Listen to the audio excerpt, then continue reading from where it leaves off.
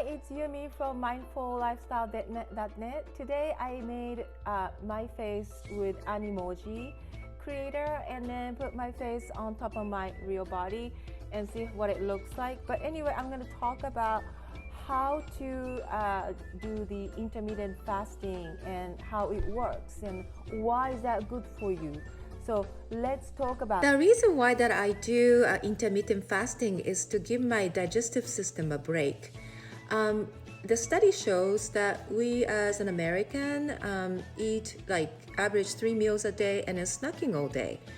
And eating all day long overtaxes our pancreas in our digestive system, and it overloads so much that it cannot work properly.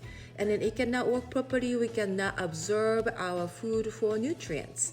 Another really important distinction when it comes to meal frequency or how frequently we're eating is the debate over sugar burners as opposed to fat burners. Okay, now I'm a poop on my face. Anyway, so when we're talking about that sugar burner is someone that consumes lots of carbohydrates and taps into glucose as their primary fuel source, which is incredibly insufficient. Okay? These people are very frequently hungry and they often get hungry. Significant dips in their energy level, especially in the afternoon. I like this. The poopies. But anyway, they struggle more with fat loss and they struggle more with their weight loss because the insulin levels are high, and the insulin is basically a fat storage hormone. So if levels are high, we have more oxidative stress, we struggle more with the weight loss.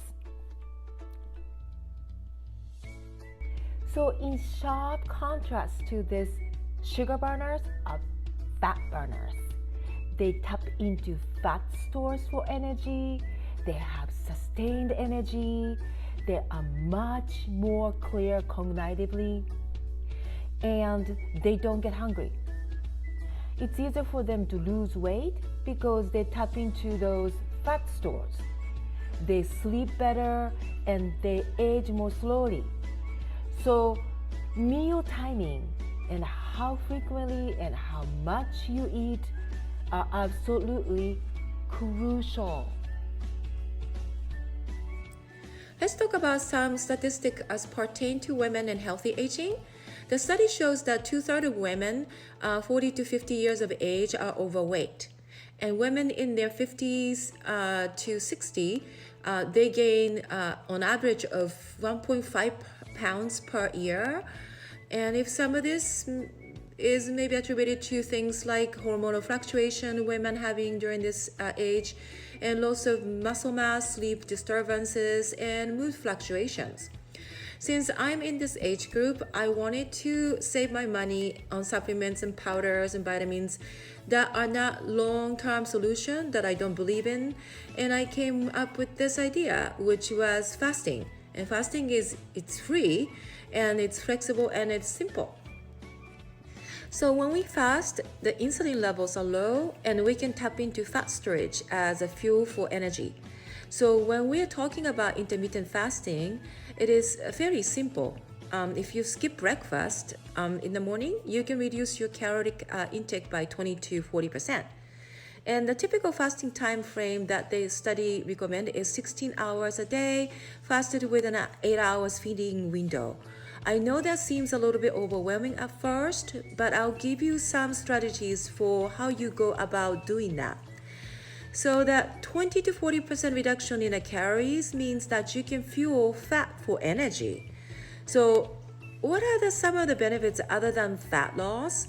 Fat loss and especially visceral fat around the organs, and it improves mental clarity because insulin levels are low, and it spikes human growth hormones, which helps us with lean muscle mass.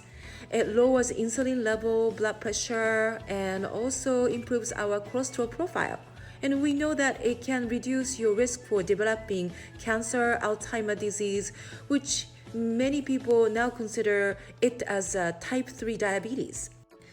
Wonderful as a strategy is this, it is not for everyone. I'm going to talk briefly about the individuals that want to avoid this tragedy first and foremost.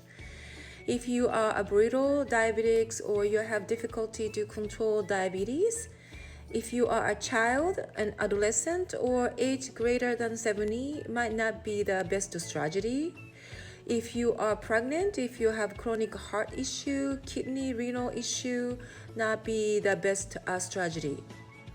If you have a history of a disorder relationship with food, it is not the best strategy because it can evoke those tendencies.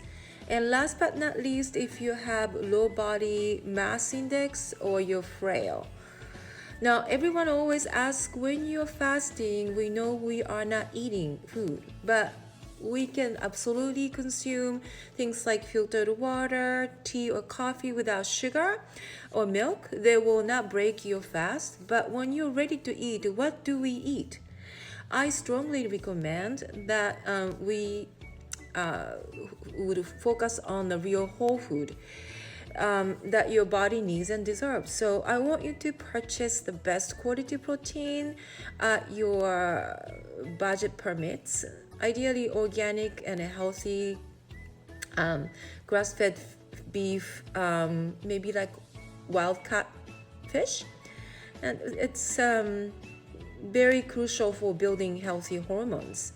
And I want you to focus on the fat intake like avocado or grass-fed butter, and also the good carbohydrates, especially for ladies in the perimenopause. I would recommend to consume things like low glycemic index food, which is like berries, green leafy vegetables, squash, quinoa, sweet potato, and as opposed to bread and pasta.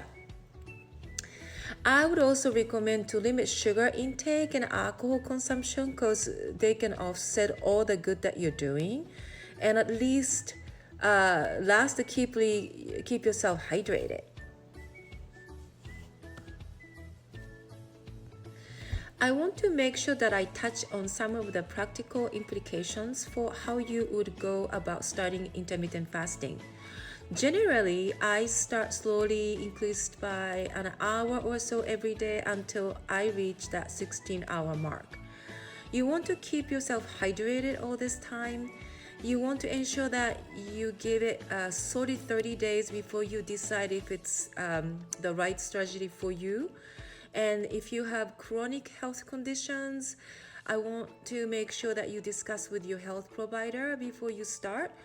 And it is really important for you to know that it takes 6 to 8 weeks to really see the full benefits of this. And I want you to think about this fact that this is a simple, flexible, and a free option that you can try at home. And wish you a luck if you decide to give it a try, and let me know if it works for you or if you have any other good idea